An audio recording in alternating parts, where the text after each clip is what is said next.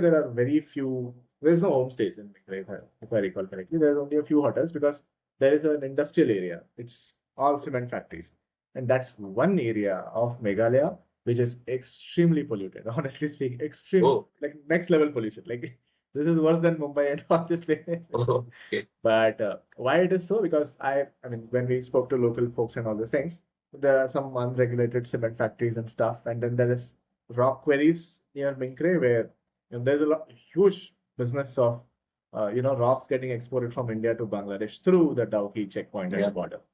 Kilometers worth traffic jams for Yeah, the yeah. for I the experienced this. rock Yeah. trucks and all that. It doesn't affect you as a normal passenger as such, but that's something that you'll face there. And that place is incredibly polluted. Like I've never seen worse pollution, at least in Northeast India. So that's where we stayed, and then we went to Krem Chympe in the morning. You should definitely look up Krem Chympe for some videos or something of that sort. It's like I'm sure you must have seen Avatar the movie, right? So Yeah. that is the reality. It exists in India and it's in Krem Chympe. Again, quite a lot of trek. It's I think 11 kilometers of trek one way to reach the cave. And Yeah. once you reach the cave, you have to, there's no way other than swimming to reach the entrance of the cave. So you have to swim. You don't need to learn swimming. You can swim with a life jacket, which your guide will give you. Again, it's a cave. You cannot go alone. It's not like, you find the place on Google Maps, you'll go and come back. It doesn't work like Yeah. that. So you'll have to take local guides, people that are extremely friendly, and try to start your day really early. We saw a lot of people when we were coming back at 3 o'clock or something of that sort. These people were going in, and Oh, there's no way on earth that they can see correct. anything, and there's literally no way. And to reach the base of Krem Chimpe, you can trek, of course, or you can take a 4x4 vehicle. Uh, so 4x4 vehicle, I think it costs like $1,000 or something of that sort per person. I think two-way. I can share this detail offline. But trekking is, recommended if you're fit enough because then you'll follow a different path than the villagers will do in terms of the 4x4. But at the 4x4, if you can get the 4x4 on your return journey, take Yeah. that because you will be very, very Exhausted. tired after Yeah. doing all of the trekking. But we got a 4x4 after trekking for like 7 kilometers on our way back. We got a 4x4 for the remaining 1 kilometer. But that was an interesting journey. We were moving like this and all. So, but the cave is tremendous. It's similar to the other cave which I spoke about, but Yeah. there's just a lot of water here. It's an underwater cave. There are 15 natural dams inside the cave. When I say Oh, dam, it doesn't mean like the dam that you can yeah, imagine. yeah. It's like, different levels of water. And this cave is not fully explored yet by humans because the amount of oxygen that you have inside the cave goes down drastically later. Oh, So no one has fully explored that cave yet. You can only go till I think a kilometer or 1.5 kilometers. And that is not something you can do on your foot or you can't hike there because it's a water river yeah. in cave, right? So Got it.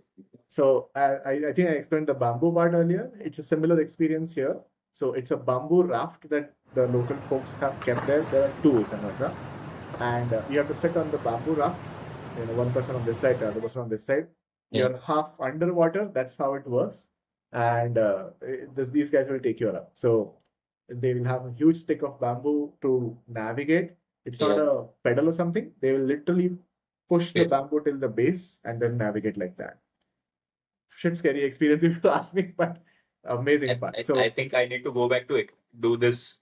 I'll come Right. back Yeah. with Yeah. you. And so at the end of the first sort of the dam, you have to get down from the dungy boat that you are in. You have to trek a little bit, and here it's not the same as the other trek where you have head to toe sort of gear. There's no gear here. Oh, There's no footwear also. So you have to depend on your natural grip. That's when it gets a little difficult, and you'll got it. feel scared and all these things. But that's fully natural. And that's the part of the whole package, if you ask me honestly. There's no risk because it's just water and you won't drown because you are always carrying your safety jackets. So it's very safe if you ask me. And again, so at the end, you can't see after turning the first turn, which is like just 20 meters at the start of the cave, there is again no sunlight. You have to depend on your head cover, headlight Lamp. or whatever they call it. And that is the only part you can see. Where you point your light, that's the only part you can see. And in the previous cave also, we saw very rare fish that the guide told me we see it once in a quarter or something of that sort. So the fish is there's no life inside, honestly speaking. But there's this one squid, they call it squid, right? So there's this one squid which survives in this sort of terrain as well, but it doesn't have Yep. any color. It's a transparent squid. It's extremely rare, they call it, because there's no pigment on their body. There's no sunlight, there's no pigment. They can't, Yeah, it's correct. not like they can trek out and then come back in the night. Correct. It's not like that. And the same, squid you will see at this cave as well, but it's a colored squid. So very different experience, if you ask me. And that was the beauty of it. Amazing place, very tiring. But at the end of the day, the rewards are obviously much more than the cost that you end up paying.